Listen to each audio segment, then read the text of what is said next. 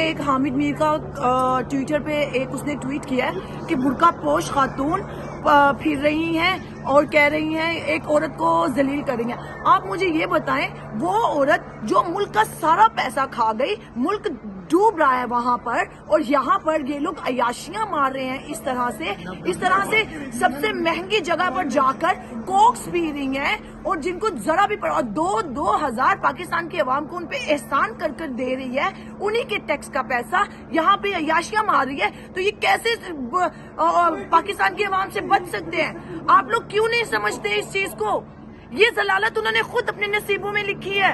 क्यों हमारे मुल्क को तबाह करने के लिए ऐसे तबाह कर कर रख दिया, और खुद लोग यहाँ पे अयाशियां मारते फिर रहे हैं। एक हफ्ते में 10 दिन के अंदर ये दूसरा टूर है इसका।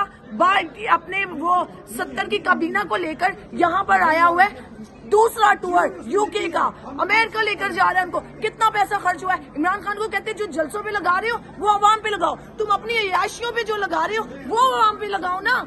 क्यों नहीं हम लोग इनसे पूछेंगे? हमारा टैक्स खा रहे हैं, हमारा हक इन्होंने लिया है, हमारा हक छीना है इन्होंने। हमारा हक छीनने के बाद हम भी ऐसे खुलकर कैसे फिर सकते हैं? अगर वो औरत है तो उसको भी शर्म करनी चाहिए। आगे से बात करती हमसे, बात नहीं कर रही है, आगे से और हंस हंस के हमें दिखा रही है। यार क्या हमारा खाकर और हमें ही तुम लोग शेर बन के दिखाते हो, और फिर ये सहाफी ये लफाफे कहेंगे कि हमें शर्म आनी चाहिए।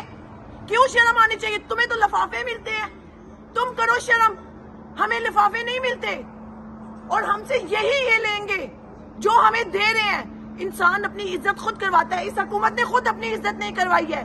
हमसे इज्जत की तवक्को रखते हैं, और ये सब जो कह रहे हैं कि हमें ऐसा नहीं करना चाहिए, यहाँ पे ऐसे खुले फिरेंगे और हमें हंस हंस के हमें और फील करवाएंगे कि तुम लोग जानवर हो, तुम लोग कुछ नहीं कर सकते। क्यों नहीं कर सकते?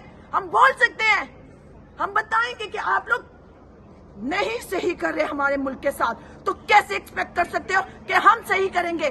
फिर कहते हैं कि ओवरसीज है, पाकिस्तान आगे लड़ो। ये यहाँ पे बैठ के क्या कर रहे हैं फिर?